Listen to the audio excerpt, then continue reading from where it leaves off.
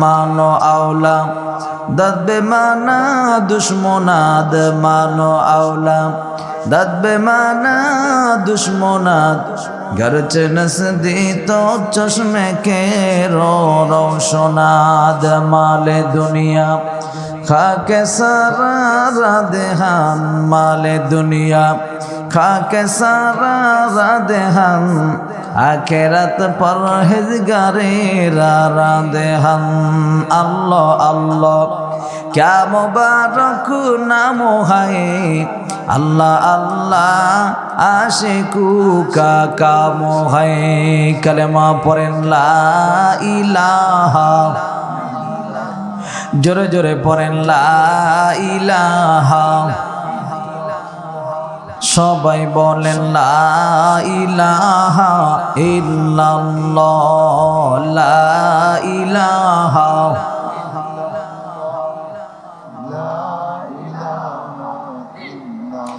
ओ तुम्हार गोना दिन फुराइया जाबे যৌবনে লাগবে ভাটি ওই যে দেখো ডাকিতেছে তোমায় কবরের মাটি ঠিক একটু দুই হাত দেখায় বলেন ঠিক ও তোমার গোনা দিন ফুরাইয়া যাবে যৌবনে লাগবে ভাটি ওই যে দেখো ডাকিতেছে তোমায় কবরের মাটি যেদিন সন্ধ্যার আগে ডুববে গো বেলা এক সেকেন্ডেই ভেঙ্গে যাবে সেদিন রঙেরই মেলা ঠিক কার দিবা জরে ধুমুক তুমি কারে দিবা জরে ধুমুক তুমি কার মাথায় ভাঙবা লাঠি ওই যে দেখো ডাকিতেছে তোমায় কবরের মাটি লা ইলাহা লা ইলাহা লা ইলাহা ইল্লাল্লাহু মুহাম্মাদুর রাসূলুল্লাহ সাল্লাল্লাহু আলাইহি ওয়াসাল্লাম আল্লাহ রাব্বুল আলামিন বলেন ইয়া আইয়ুহাল্লাযীনা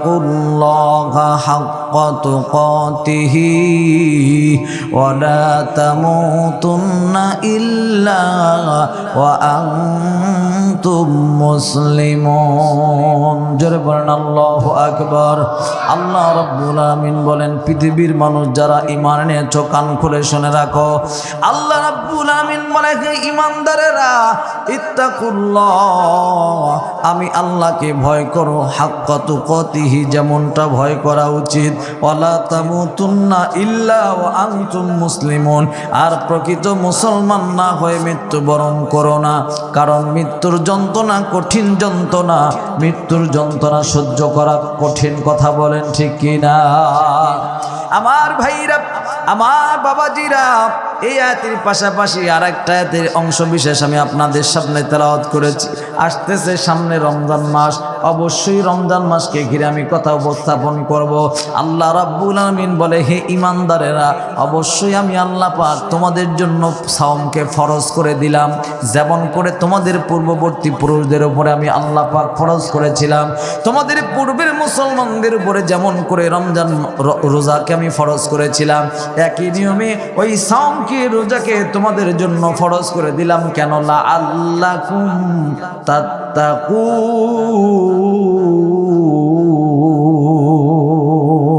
যাতে করে তোমরা তাকওয়ালা হতে পারো যাতে মুত্তাকি হতে পারো এ ভাইজান রমজান মাসে রোজা থাকলে তাকওয়ালা হওয়া যায় রমজান মাসে রোজা রাখলে ইমানদার হওয়া যায় পরিপূর্ণ মুমিন হওয়া যায় আমার বাবাজিরা খুব মনোযোগ দিয়ে কথা শুনবেন যারা তাকওয়ালা যারা মুমিন যারা ইমানদার আমার আল্লাহ রাব্বুল আলামিন তাদের ব্যাপারে বলে এই পৃথিবীর মানুষ যারা মুমিন এই পৃথিবীর মানুষ যারা ইমানদার এই পৃথিবীর মানুষ যারা তাকওয়ালা ওই তাকওয়ালা বান্দা বান্দির জন্য আমি আল্লাহ রাব্বুল আলামিন আসমান এবং জমিনের যত রহমত বরকত আছে সমস্ত রহমত বরকতের দরজা আমি আল্লাহ তাদের জন্য উন্মুক্ত করে দেব।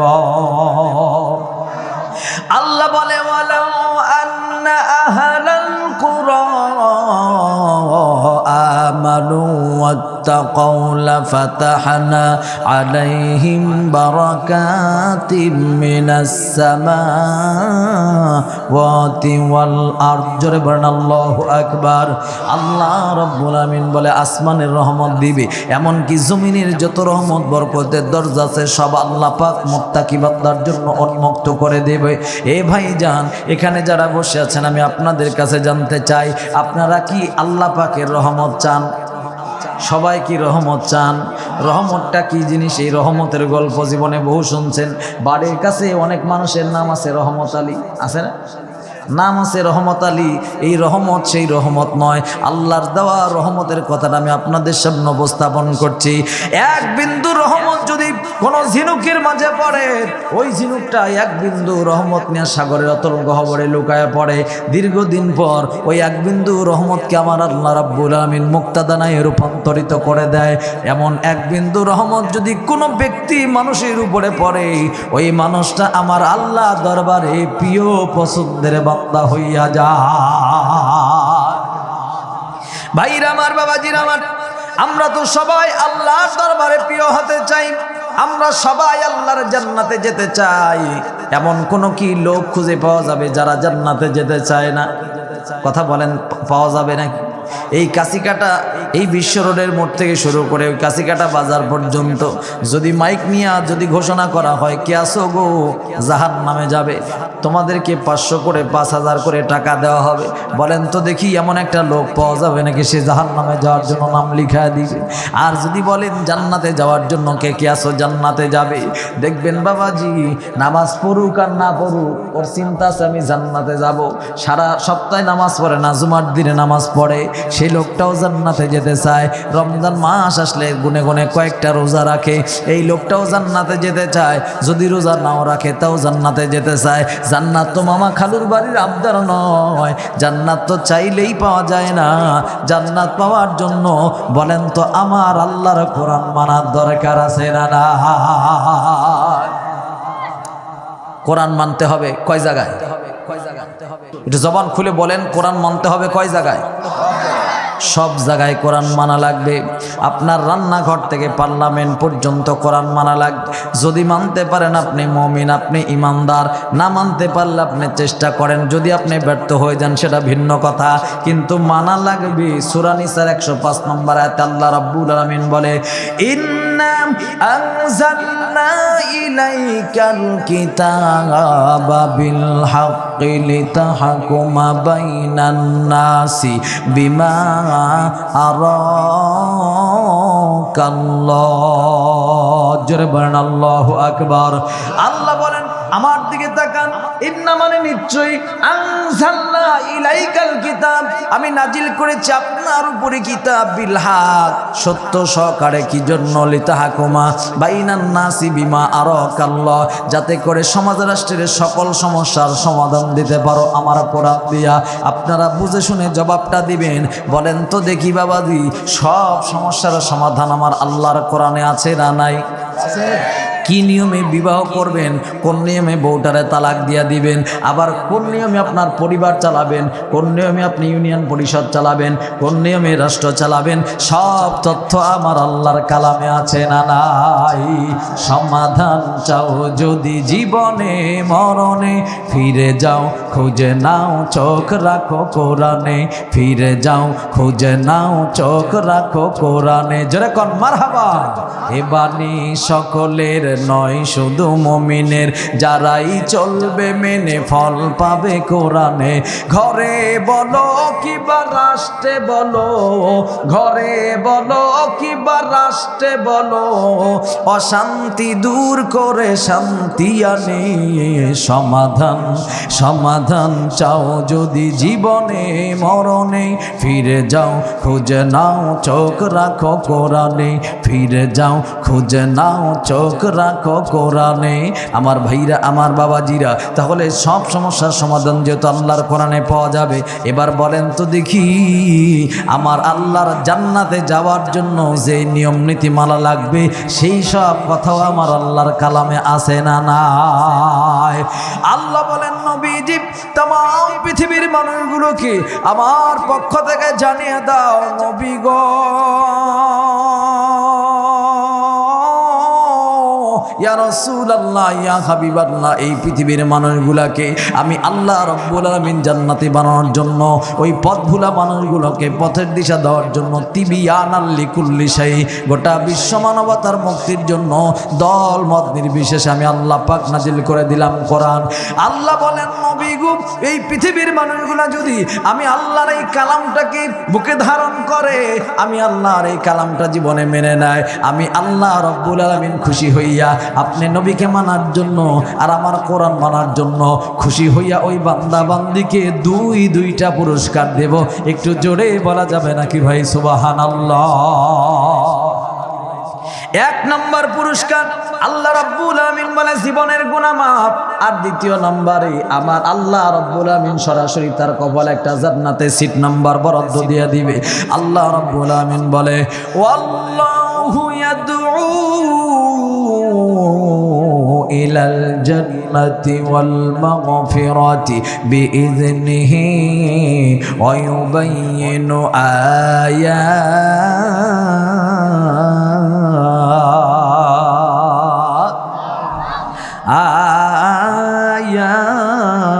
আয়াতিহি লিন্নাসি লাআল্লাহুম ইয়াতাযাক্কারুন। জোরে বলেন আল্লাহু আকবার। আল্লাহ রাব্বুল আমিন বলে দুইটা পুরস্কার দেব। এক নম্বরে ইলাল মাগফিরাতি, আর দ্বিতীয় নম্বরে আমি আল্লাহ রাব্বুল আমিন তাদেরকে জান্নাত দিয়ে ধন্য করে দেব। এ ভাইজান, আরামের ঘুম হারাম করে এই যে শীতকে অপেক্ষা করে এই জায়গায় বসে আছেন, উদ্দেশ্য কি? আল্লাহর দরবারে জীবনের গুনাহ মাপ চাই। কথা বলেন ঠিক কিনা? আল্লাহকে রাজি খুশি করে আমার আল্লাহর জান্নাতটা চাই। আমার আল্লাহর জান্নাত চান কারা কারা? একটু কষ্ট করে ডান হাতটা দেখান তারা তারা। এবার একটু জবান খুলে আমার সাথে বলেন, আল্লাহ তোমার জান্নাতে যাব। হাত নামান, জবান খুলে বলেন, আল্লাহ তোমার জান্নাতে যাব। সবাই বলেন, আল্লাহ তোমার জান্নাতে যাব। ও তোমার পথে কথা বলে, ও তোমার পথে কথা বলে, তোমার পথে লড়াই করে শহীদ হব। আল্লাহ তোমার জান্নাতে যাব। বলেন, আল্লাহ তোমার জান্নাতে যাব। আমার ভাইরা, আমার বাবাজিরা, কোনো দিকে নজর নাই। আমি বেশি সময় লম্বা করব না। আল্লাহ রাব্বুল আলামিনের কালাম থেকে যে আয়াতে কারিমা তেলাওয়াত করেছিলাম, চলেন কাম টু মাই পয়েন্ট, ভিন্ন দিকে যাব না। আল্লাহ রাব্বুল আলামিন বলে, ইয়া আইয়ুহাল্লাযীনা আমানু তাকুল্লাহ, হে ঈমানদারেরা, ইত্তাকুল্লাহ, আমি আল্লাহকে ভয় করো। এবার বলেন তো, জবান খুলে আমরা ভয় করব কাকে? একটু শাহাদাত আঙ্গুলি উঁচু করে দেখায় বলেন, বাবা ভয় করব কাকে? এই পৃথিবীর কোনো নেতা নেত্রী, এই পৃথিবীর কোনো মানুষ, এই পৃথিবীর কোনো প্রশাসন, এই পৃথিবীর কোনো শক্তিকে আমরা ভয় করি না। আমরা ভয় করি একমাত্র আল্লাহকে। আল্লাহকে ছাড়া এই পৃথিবীর কোনো তন্ত্রমন্ত্র, কোনো শক্তিকে আমরা ভয় করি না। কারণ আমরা হলাম আল্লাহর কোরআনের সৈনিক, আল্লাহর সৈনিক। আওয়াজ দিয়া কোন কথা ঠিক কিনা? কোরআনের সৈনিক আমি, নেই তো পরাজয়। আল কোরআনের সৈনিক আমি, নেই তো পরাজয়। এক আল্লাহর গোলাম আমি, এই তো পরিচয় আমার, এই তো পরিচয়। ওরে এই দুনিয়ার সবই নকল, ওরে এই দুনিয়ার সবই নকল, আসল কিছুই নয়। এক আল্লাহর গোলাম আমি, এই তো পরিচয় আমার, এই তো পরিচয়। কোরআন হাদিস শাসনতন্ত্র, রাসূল মোদের নেতা, উৎসাহ মোর চিরই অম্লান ইতিহাস বিরিগাতা, কথা বলেন ঠিক কিনা? কোরআন হাদিস শাসনতন্ত্র রাসূল মোদের নেতা, উৎসাহ মোর চিরই অম্লান ইতিহাস বিরিগাথা। এক আল্লাহ ছাড়াই আমার দিলে, ওরে এক আল্লাহ ছাড়াই আমার দিলে নেই তো কারো ভয়। এক আল্লাহর গোলাম আমি, এই তো পরিচয় আমার, আমার এই তো পরিচয়। আমার ভাইরা, আমার বাবাজিরা, তাহলে এবার আরেকবার বলেন, আমরা ভয় করব কাকে? আল্লাহকে আপনি কেন ভয় করবেন?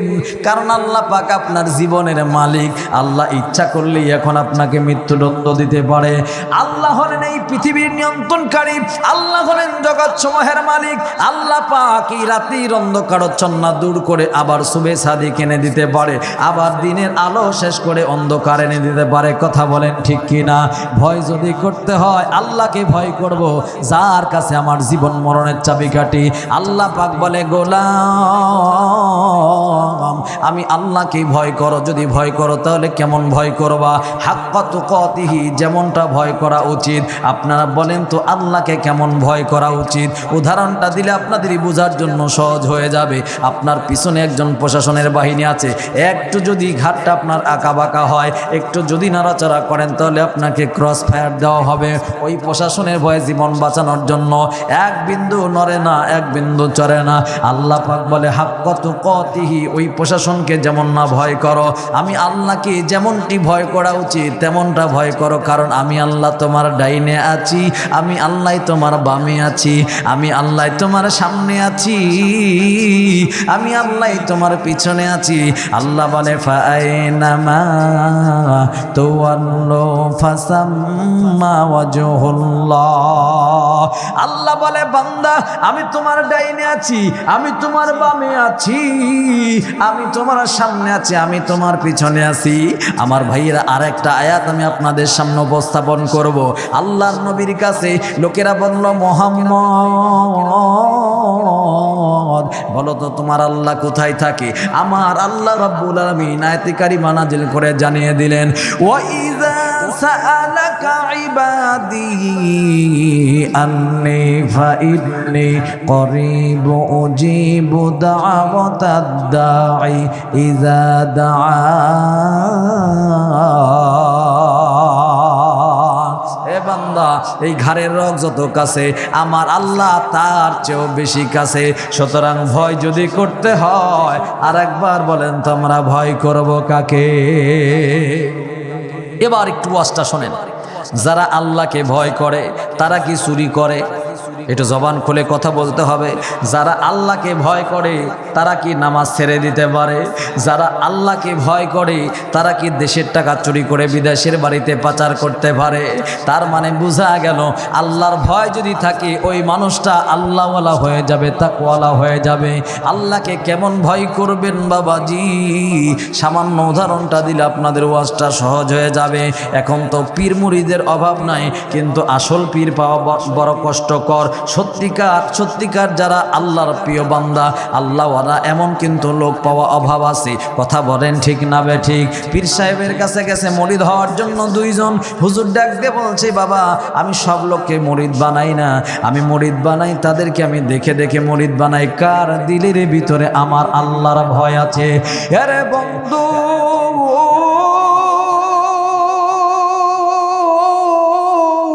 এবার পীর সাহেব ডাক দেয়া বলে, বাবাজি আমার কাছে মুরিদ হওয়ার জন্য আগে তোমার পরীক্ষা দেওয়া লাগবে। বলে, কেমন পরীক্ষা দেওয়া লাগবে? পীর সাহেবের কথা মতো দুইটা কবুতরি বাচ্চা দুইজনের হাতে দেওয়া হলো। এবার ডেকে বলছে, যাও এই দুইটা কবুতর তোমরা দুইজন জবাই করে আনবা, কিন্তু খবরদার দুনিয়ার কোনো মানুষ যেন আর পৃথিবীর কোনো কেউ যেন তোমাকে না দেখতে পারে। এই দুইজনের ভিতরে একজন ঘরের দরজা লাগাইয়া চিন্তা করলো, কেউ তো দেখে না, জানালা বন্ধ, দরজা বন্ধ, আমি জবাই করব। কথাও যা কাজও তাই জবাইটা করলো। কিন্তু আরেকজন ঘরের দরজা বন্ধ করে চিন্তা করে, জানালা বন্ধ, দরজা বন্ধ, কেউ দেখে না, কিন্তু আমার সৃষ্টিকর্তা আমার আল্লাহকে তো ফাঁকি দেওয়া যায় না। চিন্তা করলাম এই ঘরের ভিতরে জবাই করব না, আমি মাটির ভিতরে যাব, বড় করে গর্ত খনন করব, সেই জায়গায় মাটির নিচে গিয়ে আমি জবাই করব।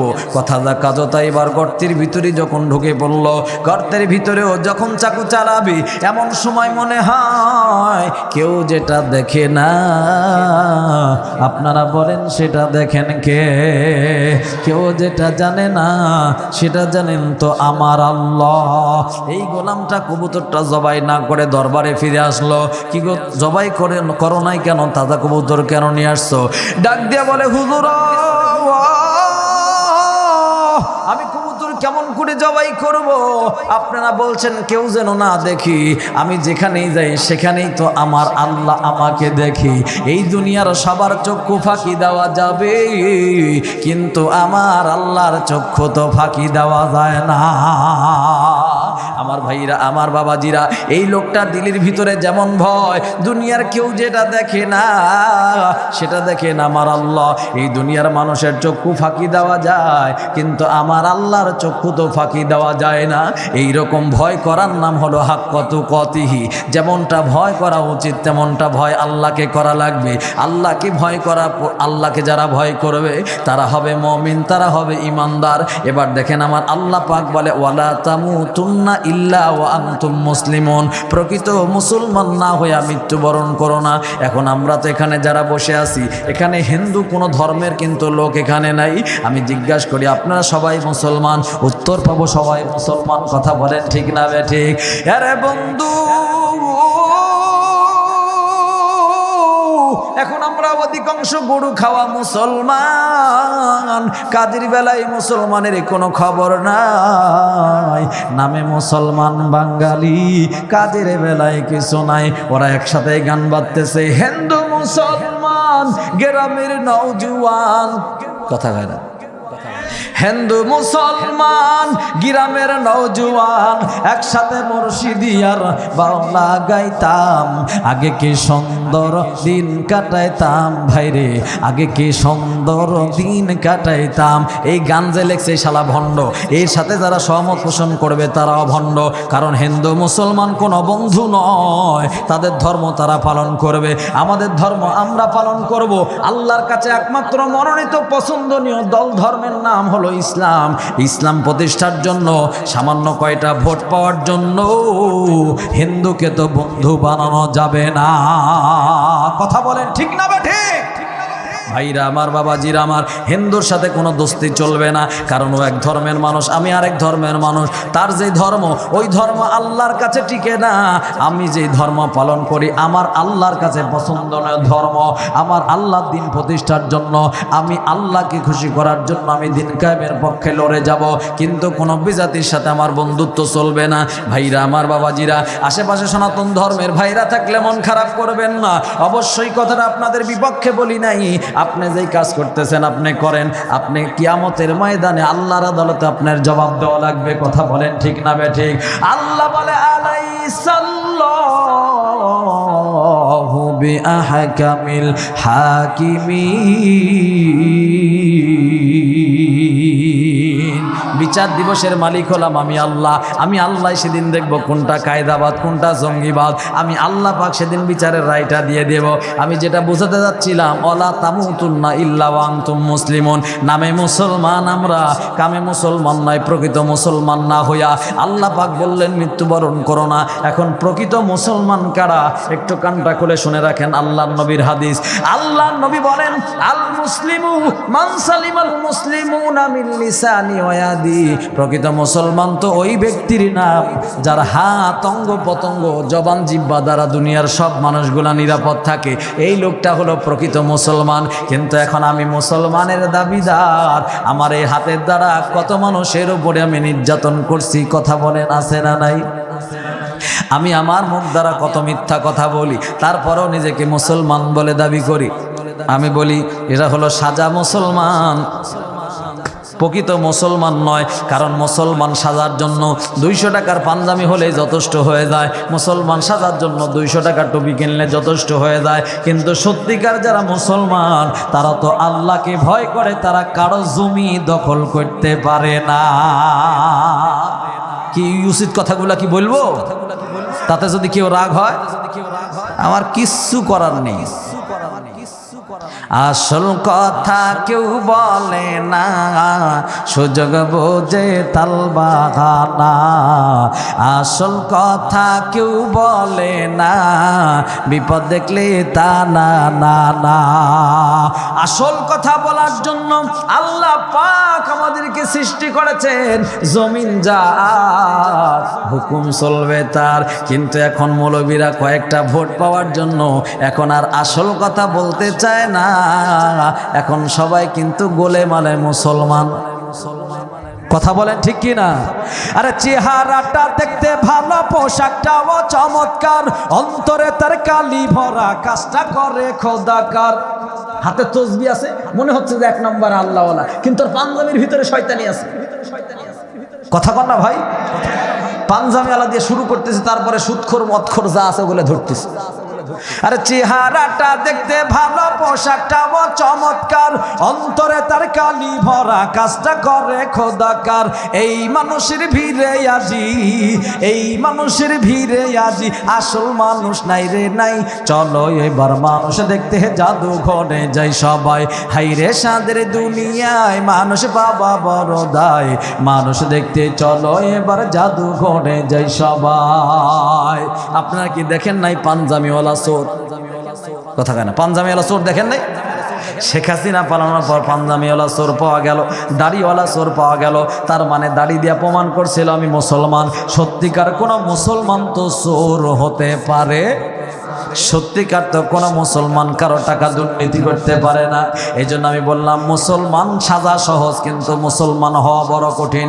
আর প্রকৃত মুসলমান না হইয়া আল্লাহ পাক বলে মৃত্যুবরণ করো না, কারণ মৃত্যুর যন্ত্রণা সহ্য করতে পারবা না। কারণ মৃত্যুর যন্ত্রণা কতই কঠিন, সইতে আমি পারিব না।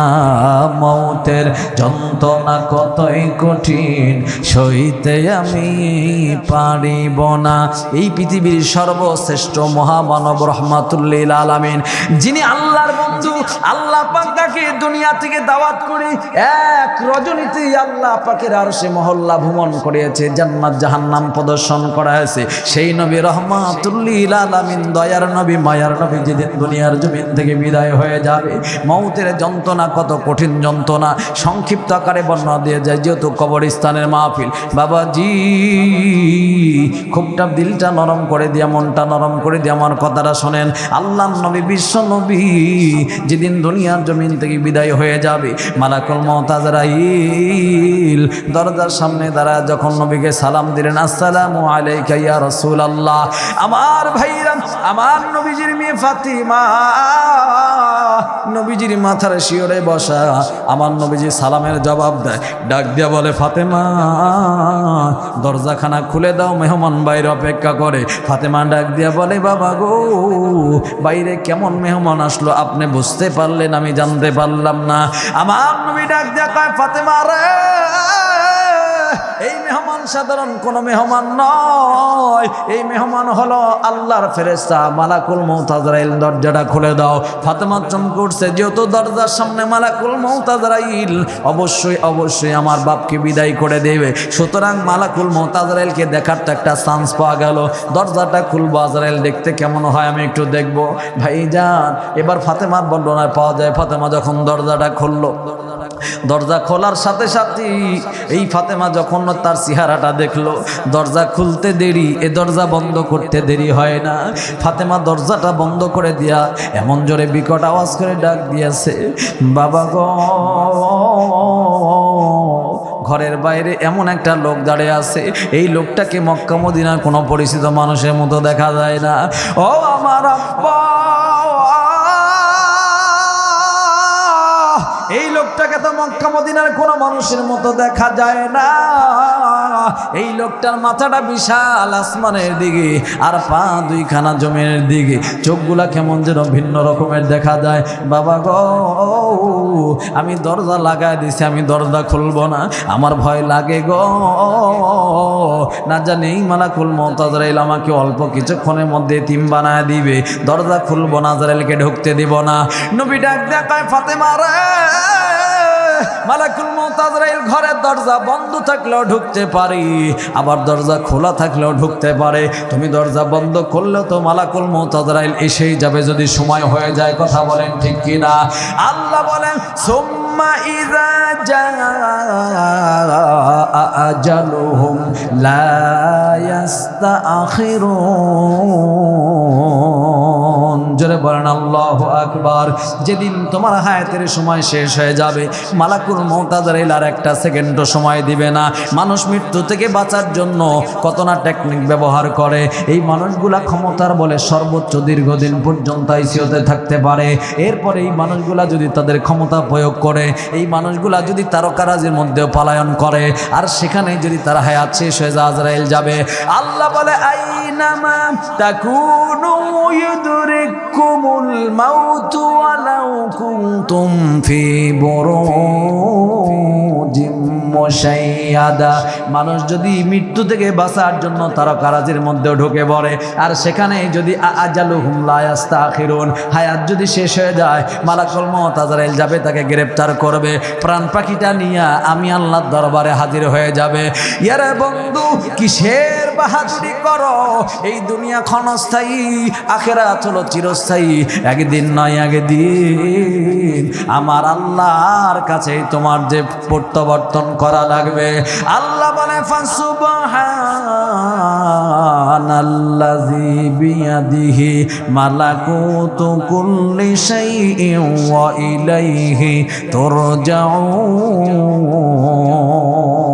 মানুষ ইচ্ছাই হোক অনিচ্ছাই হোক, একদিন নয় একদিন আমি আল্লাহর কাছে তাদের ফিরে আসা লাগবে। কথা কন। রঙিন এই পৃথিবী সারিতে হইবে, সাদের এই দেহ মাটিতে খাইবে, স্বর্ণ হবে জিন্দেগানি। কার লাগিয়া এত মায়া, এত চোখের পানি রে মন? কার লাগিয়া এত মায়া, এত চোখের পানি? সন্ধ্যা হলে ডুবিবে বেলা, শান্ত হবে ভবেরি মেলা। কথা বলেন ঠিক কিনা? সন্ধ্যা হলে ডুবিবে বেলা, শান্ত হবে ভবেরি মেলা।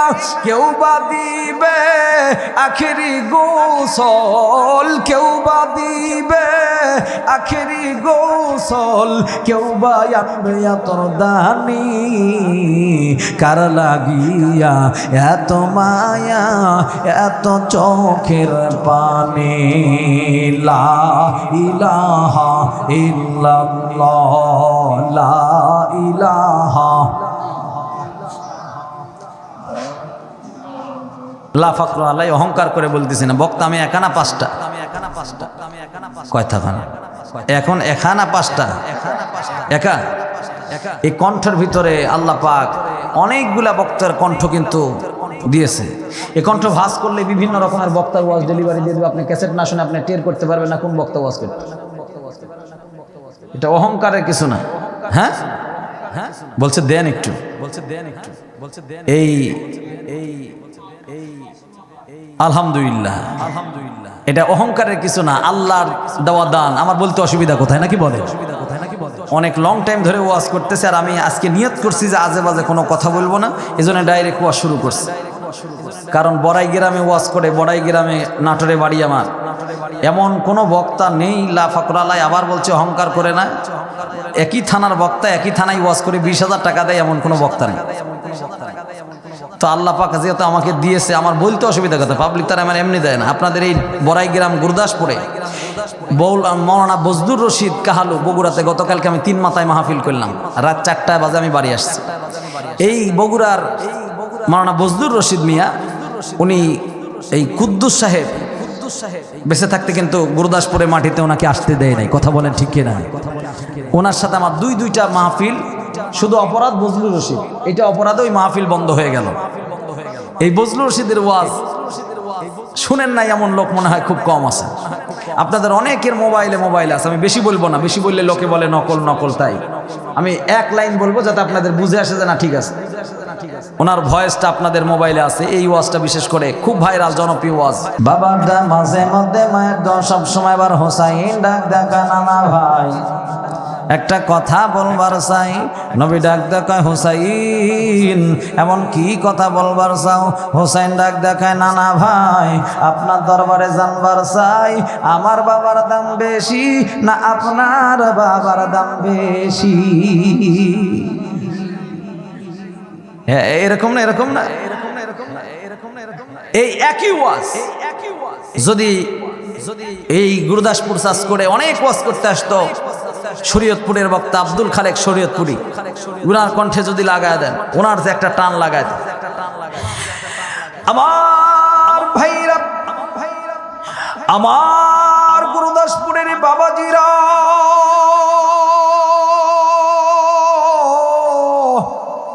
হুসাইন রাদিয়াল্লাহু তাআলা নবীকে ডাক দিয়ে বললেন, নবী গো আপনাকে একটা কথা জিজ্ঞাসা করব। নবী বললেন, হোসেন রে এমন কি কথা তুমি আমায় জিজ্ঞাসা করবা? হোসেন ডাক দেখা নানা গো আপনার কাছে জানতে চাই, আমার বাবার দাম বেশি না আপনার বাবার দাম বেশি?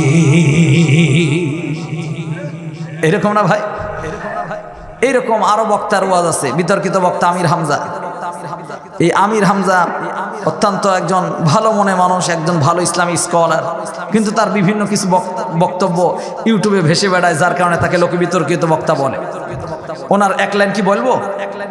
বলবো ওটা কি এখনই বলবো না মোনাজাতের আগে বলবো? এখনই। ওই আমি নিজে দেখেছি কথা, ঠিক আছে ঠিক আছে, বলছে আমি নিজে দেখেছি। তা আপনি কি দেখেছেন? আমি ড্রাইভারকে বললাম, ড্রাইভার একটু গাড়িটা থামাও। গাড়ি যখন থামিয়েছে আমি দেখলাম একজন মেয়ে পেশাব করতে বসবে। ও বসবে কি বসবে, জিন্সের পরা পেন ওর ঠাস করে ফেটে গেছে। কথা কি বুঝতেছেন আমার? ওনার কিন্তু আবার ভালো ওয়াজ আছে, ওই সুরা আমার মুখস্থ আছে। ওনার কোরআন শরীফের আয়াত তেলাওয়াত করার সিমটমটা শোনেন। উনি যখন কোরআন তেলাওয়াত করে, যে আয়াতগুলা পড়তেছি ওই আয়াতের অংশ বিশেষই পড়ি। وَإِذْ قَالَ لُقْمَانُ لِابْنِهِ وَهُوَ يَعِظُهُ يَا بُنَيَّ لَا تُشْرِكْ بِاللَّهِ إِنَّ الشِّرْكَ لَظُلْمٌ عَظِيمٌ। জোরে বলেন সুবহানাল্লাহ। আল্লাহ পাক বলেন, কথা কয় না, ঠিক আছে এরকমই তো নাকি? তো যাই হোক, অ্যাডভার্টাইজটা করলাম কারণ আমাকে দেখে অনেক এই কাছিকাটাতে আমি তো প্রথম, আপনারা অনেকেই চিন্তা ভাবনা করতেছেন ওয়াজ করতে পারবো কিনা। যাই হোক, পারি আর না পারি, ধৈর্য সাহস নিয়ে আপনাদের দোয়া নিয়ে যেহেতু বসেছি, আর 1 ঘন্টা সময় আছে। কবরস্থানের এই ওয়াজটা আমি শেষ করব। সাইদি সাহেবেরটা যদি সম্ভব হয় আমি বলার চেষ্টা করতেছি, আমাকে বাকিগুলো শেষ করতে দেন। আমার ভাইরা, আমার বাবাজিরা, এবার একটু মনোযোগ দেন, খুব মনোযোগ দিয়ে আমার কথাগুলো শুনবেন। আল্লাহ রাব্বুল আমিনের বিশ্বনবী জনাবে মুহাম্মদুর রাসূলুল্লাহ সাল্লাল্লাহু আলাইহি সাল্লাম দুনিয়ার জমিন থেকে বিদায় হইয়া যাবে। আমার বাবাজিরা, আমার নবীজির মেয়ে ফাতেমা রাদিয়াল্লাহু তাআলা এবার যখন দরজাটা লাগায় দিল, নবী ডাক দিয়ে বলে, ফাতেমা রে, দরজা লাগায় দিয়ে কোনো লাভ নাই, সময় হয়ে গেছে, মালাকুল মউত আজরাইল চলে আসবে। বাবাজি, মালাকুল মউত আজরাইল এবার যখন ঘরের ভিতরে ঢুকে পড়লো, আমার নবীজি ডাক দিয়ে বলে, আজরাইল রে, আমার তো বড় ভয় লাগে রে আজরাইল। নবী ডাক দিয়ে বলে, আজরাইল, আমার তো বড় ভয় লাগে রে আজরাইল। আজরাইল বলে, ইয়া রাসূলুল্লাহ, ইয়া হাবিবাল্লাহ, আপনি ভয় পাবেন না, চিন্তিত হবেন না, কারণ এই পৃথিবীর সব মানুষের রূহগুলা বের করা একরকম, আর আপনি নবীর বিদায়টা হবে আর একরকম। কারণ আপনি চিন্তা করবেন না, মায়ের কোলে শিশু যেমন দুধ পান করতে করতে ঘুমায় যায়, আপনি নবীর রূহটা আমি ওইভাবে বের করব, আপনি নবী টের করতে পারবেন না। আমার ভাইরা, আমার বাবাজিরাম, আল্লাহ নবী চিন্তিত হয়ে গেলেন। এতদিন ওয়াজ করতাম মৃত্যুর যন্ত্রণা, বড় কঠিন যন্ত্রণা, আজকে এই ঘটনাটা আমার সাথেই ঘটে যাবে, না জানি মৃত্যুর যন্ত্রণা কেমন যন্ত্রণা হয়ে যাবে। আজরাইল সান্ত্বনা দেয় না, আপনার তেমন কষ্ট হবে না। এবার সময় যখন হয়ে গেল গো, আমার নবীজির বুকের উপরে মালাকুল মউত আজরাইল যখন হাতটা চেপে বসলো, বাবাজি নবীজির বুকের উপরে যখন হাতটা দিয়ে বসলো আজরাইল, আমার নবীজি এত জোরে বিকট আওয়াজ করে ডাক দেয়া বলে, আরে আজরাইল, তুমি না বলেছিলে আমার তেমন কষ্ট হবে না, কিন্তু আমার তো মনে হয় গোটা উহুদ পাহাড়টা আমার বুকের উপরে সাফাই দিয়েছো রে আজরাইল। রে আজরাইল, আমি নবী মুহাম্মদুর রাসূলুল্লাহর যদি মওতের এত কম যন্ত্রণা, এত কঠিন যন্ত্রণা মনে হয়, আমার উম্মতেরা এই মওতের যন্ত্রণা কেমন করে সহ্য করবে? ভাইজান একটুখানি দিলটা নরম করে দেন। কেন আপনার কবরের চিন্তা হয় না? কেন আপনার মওতের চিন্তা হয় না? আপনি কি মরবেন না? এই দুনিয়া তো থাকার জায়গা নয়, এই দুনিয়া ক্ষণস্থায়ী, আখিরাত হলো চিরস্থায়ী। কথা বলেন ঠিক না বে ঠিক? এই দুনিয়া যেমনি আছে তেমনি পরে রবে, সুন্দর এই পৃথিবী একদিন ছেড়ে যেতে হবে।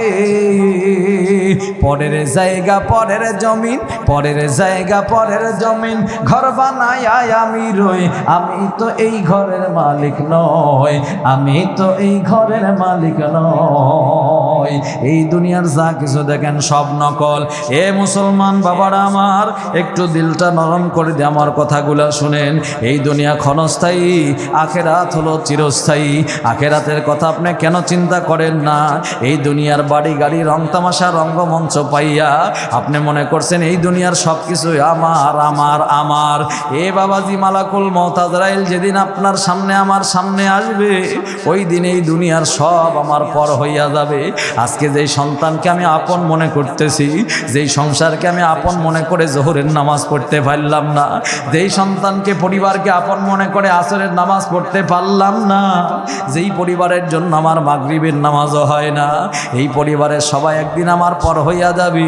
শুধুমাত্র এই দুইটা চোখের পাতা বন্ধ হতে দেরি হবে। কথা বলেন ঠিক কি না? ভাইরা আমার, আজকে ওয়াজটা বুঝে নেন। আমি যে এখান থেকে বাড়ি ফিরতে পারবো তার তো কোনো গ্যারান্টি নাই। আপনারা এই মাহফিল থেকে বাড়ি যেতে পারবেন তারও কোনো নিশ্চয়তা নাই। মালাকুল মউত আজরাইল যদি এসেই যায়, ধরে নেন আমার কথা, এই যে এত নাম, এত সুনাম, এত যশখ্যাতি, কোনো কিছুই তো আমার কাজে লাগবে না।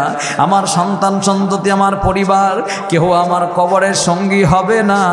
আমার কবরে তো আমার একাই যাওয়া লাগবে। ওই কবরে এমন একটা ঘর,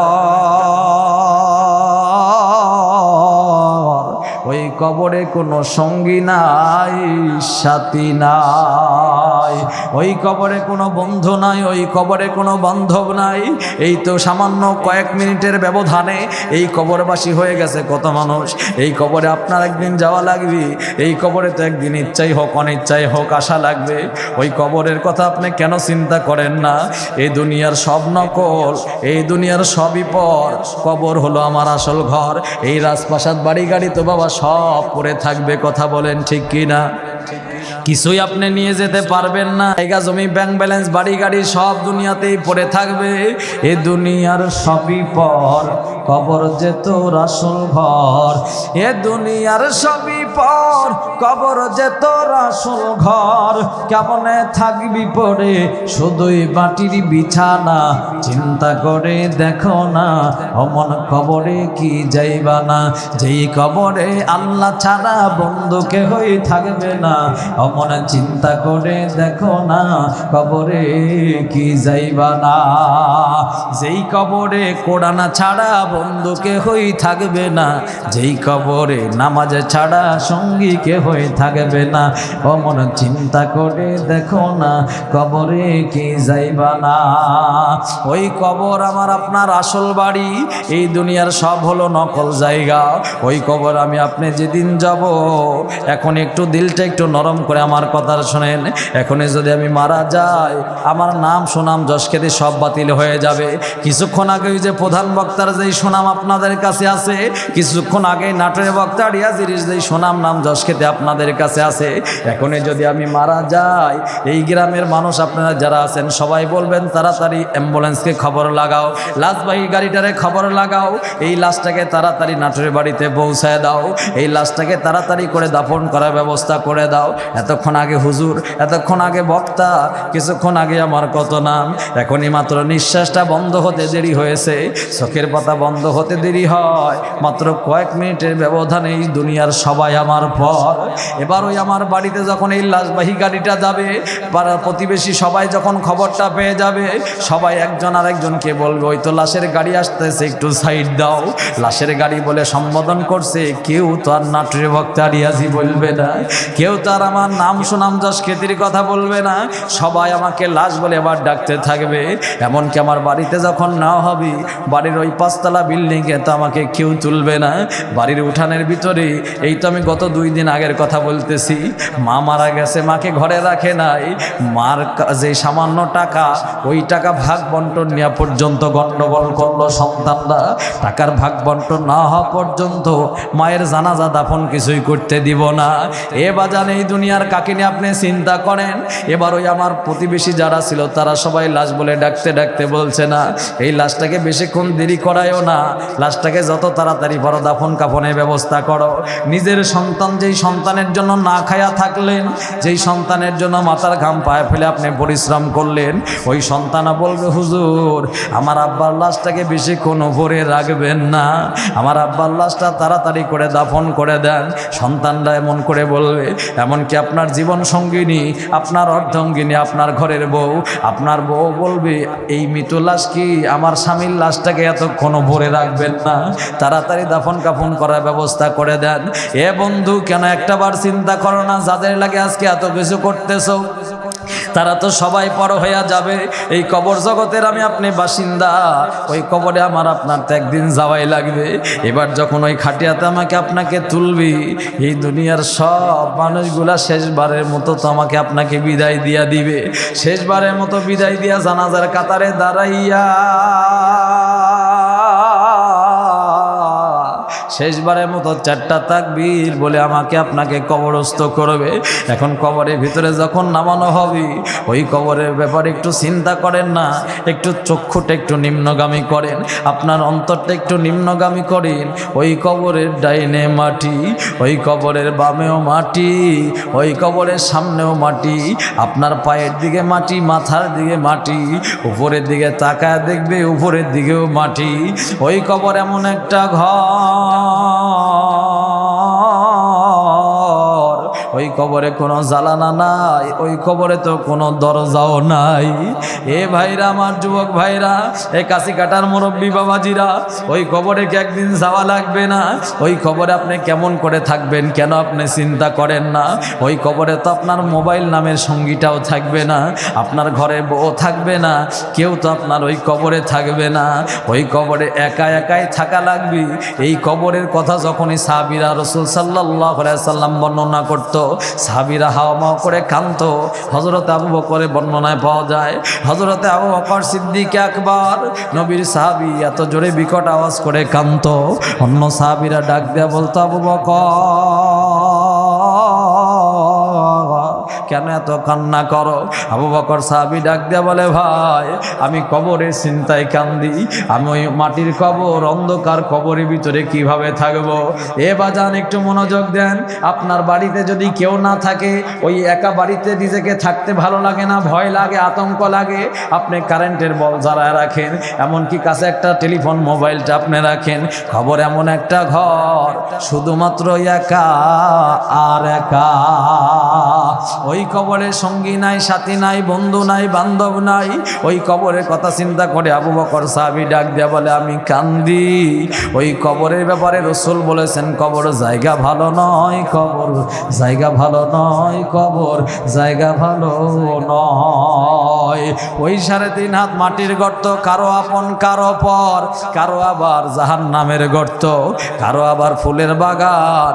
ওই কবরের ব্যাপারে রাসূল বলেছেন, যারা বেআমল হবে, যাদের কোনো আমল থাকবে না, ওই কবরে যারা আমল নিয়ে যাবে না, ওই কবরে যারা নামাজ নিয়ে যাবে না, ওই কবরে যারা রোজা নিয়ে যাবে না, ওই কবরটা তাদের জন্য সংকুচিত হয়ে যাবে।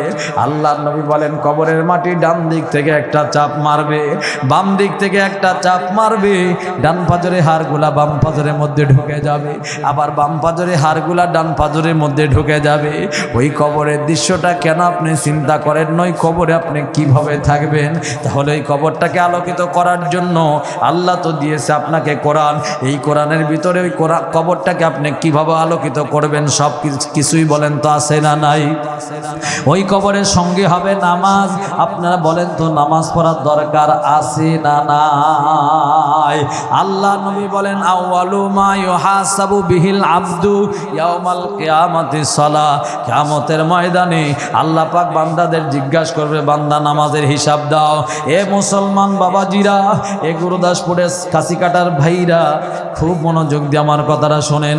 ওই কবরে রোজার মতো আসতেছে যে রমজান মাস, ওই রমজান মাসে তেলাওয়াত কি তো একটা আমি আপনাদের সামনে করছি, ভুলি নাই। আল্লাহ বলে, ইয়া আইয়ুহাল্লাযীনা আমানু কুতিবা আলাইকুমুস সিয়ামু কামা কুতিবা আলাল্লাযীনা মিন ক্বাবলিকুম লাআল্লাকুম তাত্তাকুন। আল্লাহ রব্বুল আলামিন বলে, হে ঈমানদারেরা, তোমাদের উপরে আমি আল্লাহ রব্বুল আলামিন রমজান মাসে রোজাকে ফরজ করে দিলাম, সাওমকে তোমাদের জন্য ফরজ করে দিলাম। এই রোজা এমন একটা ইবাদত, এই রমজানের রোজা কবরের কিন্তু সঙ্গী হয়ে যাবে, এই নামাজটা কবরের সঙ্গী হয়ে যাবে। কারণ যারা রোজাদার হবে গো, আমার আল্লাহ রব্বুল আলামিন বলে, জান্নাতের ঢোকার জন্য আটটা দরজা আছে। জোরে বলেন, কয়টা দরজা আছে? 8টা দরজা আছে। এই 8টা দরজার ভিতরে যেই দরজা দিয়া মনে চায় এই রোজাদারকে আমি আল্লাহ পাক পারমিশন দিয়া দিব, ওই দরজা দিয়েই তারা ঢুকতে পারবে। এ বাজান, এ যুবক ভাইয়েরা, ওই রমজান মাসের রোজা যারা রাখবে আল্লাহর দরবারে তারা তো প্রিয় বান্দা হতে পারবে। এই রমজান মাসের রোজা যারা রাখি তারা তো আল্লাহকে ভয় করে রোজা রাখে। কথা বলেন ঠিক কি না? ওই রোজা রাখাটাই প্রমাণ হয় আপনি ইমানদার, আপনি আল্লাহ ভীরু। আর আপনার রোজা না রাখাটাই প্রমাণ হয় আপনি আল্লাহ ভীরু নয়, আপনার দিলের ভিতরে কোনো ভয় নাই, কারণ আপনি আল্লাহর দেওয়া হুকুম মানেন নাই। রমজান মাসের রোজা যদি আপনি রাখতে পারেন, আল্লাহ পাক বলেন, যারা রমজান মাসের রোজাকে হক আদায় করে রাখবে ওই রোজাদারের পুরস্কার আমি আল্লাহ নিজেই দান করব। রোজাদারের 2টা পুরস্কারের কথা আমি আপনাদের জানায় দেই। রমজান মাসে যারা রোজা রাখি ওই রোজাদারের প্রথম পুরস্কার হলো আমার আল্লাহ রাব্বুল আলামিন ইফতার একটা পুরস্কার দেয়। কি পুরস্কার দেয়? ইফতার একটা পুরস্কার দেয়। বলবেন, হুজুর আমার টাকা দিয়ে আমি কিনে খাই, ইফতার আবার কিসের পুরস্কার? ইফতার এমন একটা সময়, ইফতারটা আমার আল্লাহ কিভাবে পুরস্কার দেয় দেখেন। 12 ঘন্টা 14 ঘন্টার দিনে রমজান মাসে রোজাদার বান্দারা রোজা থাকার পর চিন্তা হয় এতগুলা পানি খাবো, এতগুলা শরবত খাবো, এত কিছু খাবো, কিন্তু রমজান মাসে ইফতারিতে আমার আল্লাহ একটা এমন পুরস্কার দেয়, মাত্র 1 গ্লাস শরবতে, মাত্র 1 গ্লাস পানিতে আমার আল্লাহর 14 ঘন্টার তৃষ্ণা নিবারণ করায়া দেয়। রমজান মাসের পুরস্কার, রমজান মাসের বরকতের ব্যাপারে আর একটু সামনে বলি। আল্লাহ রাব্বুল আলামিন রমজান মাসের রোজা যারা রাখবে তাদেরকে এমন একটা পুরস্কারের কথা এখন আমি আপনাদের শোনাবো। অবশ্যই নিয়ত করবেন এই পুরস্কার পাওয়ার আশায় আগামী রমজান মাসের একটা রোজাও যেন আপনি বাদ দিবেন না। আমার আল্লাহ রাব্বুল আলামিন রমজান মাসে রোজাদার বান্দাদের পুরস্কার দেওয়ার জন্য সমস্ত জান্নাতি মানুষদেরকে ডাকবে, ডেকে বলবে, রোজাদার বান্দা যারা আজকে আসো, তোমাদেরকে আমি আল্লাহ রাব্বুল আমিন পুরস্কৃত করব। আমার আল্লাহ কি পুরস্কার দিবি? আমার আল্লাহ এবার নিজে নিজেই সরাসরি আমার আল্লাহ রোজাদার বান্দাদের সামনে কোরআন তেলাওয়াত করে আল্লাহর কণ্ঠে শোনাবে। একটু জোরে বলা যাবে নাকি সুবহানাল্লাহ? আমার ভাইরা, আমার বাবাজিরা,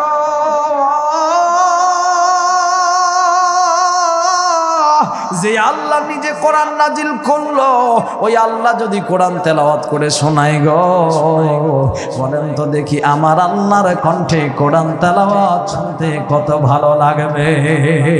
আল্লাহ রে ডাকরে বান্দা, আল্লাহ রে ডাকরে বান্দা, বলেন না আল্লাহু আকবার।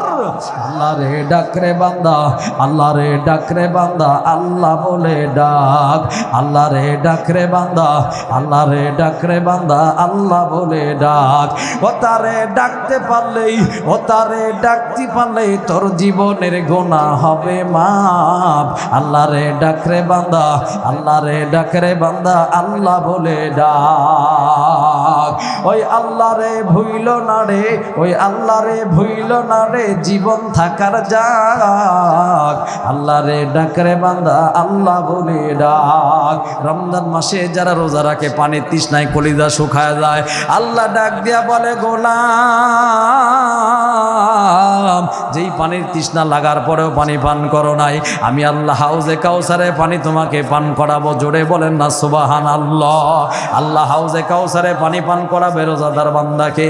এমনকি নিজে কণ্ঠে কোরআন তেলাওয়াত শোনানোর পর এবার আল্লাহ ডাক দিয়া বলে আরো তোমাদের জন্য পুরস্কার আছে।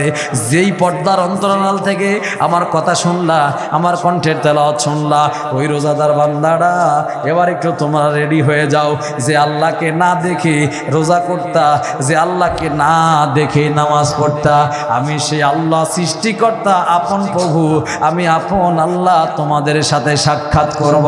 একটু জোরে বলেন না ভাই সুবহানাল্লাহ। চিন্তা করেন, আল্লাহ সরাসরি রোজাদার বান্দার সাথে সাক্ষাৎ করবে।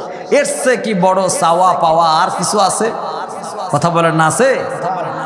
যে আল্লাহ আপনাকে সৃষ্টি করলো, যাকে দেখা যায় না, যার জন্য এত কিছু করতেছেন, সে আল্লাহ আপনার সাথে যখন সাক্ষাৎ করবে, দুনিয়ার সব চাওয়া পাওয়া আশা আকাঙ্ক্ষা শেষ হয়ে যাবে। আল্লাহ এবার একটা কোরআনুল কারীম সামনে এনে এই পৃথিবীর সর্বশ্রেষ্ঠ কণ্ঠ যার, বিশ্ব নবী নবী মুহাম্মদুর রাসূলুল্লাহ সাল্লাল্লাহু আলাইহি সাল্লামকে আল্লাহ রাব্বুল আলামিন ডাকবেন, ডেকে বলবেন হাবিব বন্ধু গো, আপনার উপরে আমি আল্লাহ পাক 30 পারা যে কোরআন নাজিল করেছিলাম, আজকে এই রোজাদার বান্দা বান্দীরা যারা জান্নাতে এসে গেছে, এই রোজাদার বান্দা বান্দীদেরকে আপনার নিজের কণ্ঠে এবার কোরআন তেলাওয়াত করে শোনান। নবীজি নিজের কণ্ঠে কোরআন তেলাওয়াত করলে মানুষ পাগল হয়ে যাবে। আমার নবীকে তো আপনি দেখেন নাই, কিন্তু আমার নবীকে যারা দেখেছিল তারা তো সবাই ধর্মের মুখে লাথি মেরে, তারা সত্যিকার আনিত ধর্ম নবী মুহাম্মদের কাছে হাতে হাত রেখে কালেমা পড়ে মুসলমান হয়েছিল। মদিনা থেকে আসা প্রায় 72 জন মানুষ, একটু জোরে বলেন কয়জন মানুষ? 72 জন মানুষ। এই 72 জন মানুষ যখন মক্কার ভিতরে এরিয়ার মধ্যে ঢুকে বলল, আবু জেহেলের দলের লোকেরা সবাই বলল, আমাদের মক্কায় একটা পাগল আছে, খবরদার খবরদার ওই পাগলের কাছে যাবে না, ওই পাগল দেখতে ভালো নয়, ওই পাগলের কাছে যারা যায় তারাও পাগল হয়ে যায়। সবাই চিন্তা করলো সরকারি দলের লোকেরা যখন পাগল পাগল বলে মাথা খারাপ করতেছে, যে জিনিসের প্রতি নিষেধাজ্ঞা বেশি ওই জিনিসের প্রতি পাবলিকের চাহিদা বেশি। কথা বলেন ঠিক না বেঠিক? করোনাকালীন সময় যার বাস্তব উদাহরণ, যখন বলছিল আপনারা কিন্তু বেশি বেশি তেল কিনতে পারবেন না, যার 5 লিটার তেল লাগে না সে 10 লিটার কিনে, যার এক বস্তা চাউল হলে চলে সে 5 বস্তা চাউল কিনে। তার মানে নিষেধাজ্ঞা দেওয়ার পরে কিন্তু তার উপরে চাহিদা বাড়ে। সবাই যখন বলল মুহাম্মদ নামের পাগলের কাছে তোমরা কেউ যাবে না, ওরা বলল না, আমরা ওই মুহাম্মদ নামের পাগলের কাছে একবার যাব, দেখবো সত্যিকার পাগল নাকি আসলে দেখতে কেমন হয়। এই মদিনা থেকে আসা 72 জন মানুষ, এরা যখন আমার নবীর কাছে গেছে গো, আমার নবী মুহাম্মদুর রাসূলুল্লাহ তার চেহারা বলেন তো কম সুন্দর না বেশি সুন্দর? হযরতে আনাসের মা নবীকে দাওয়াত দিলেন দেখার জন্য। হযরতে আনাসের মা পিছন থেকে উকি মেরে ডাক দিয়া বলে, আনাস রে, আমি নবীকে দাওয়াত দিয়েছি দেখার জন্য, পূর্ণিমার চাঁদ বেশি সুন্দর নাকি নবী মুহাম্মদ বেশি সুন্দর? আমার ভাইরা, আমার বাবাজিরা, আনাসের মা বলেন আমি দেখে প্রমাণ হয়ে গেল আমার ওই চাঁদের চেয়ে আমার রাসূলুল্লাহ বেশি সুন্দর। সেই সুন্দর নবীর চেহারাখানি দেখার পর এই সব মানুষগুলা থমকে দাঁড়ায় গেল। আমার নবীর কণ্ঠে কোরআন তেলাওয়াত চলতেছে। বলেন তো আমার নবীর কণ্ঠের তেলাওয়াত অসুন্দর না সুন্দর? কত সুন্দর, যা হিসাব কিতাব কল্পনাতে আনা যায় না। আর রহমানু আল্লামাল কুরআন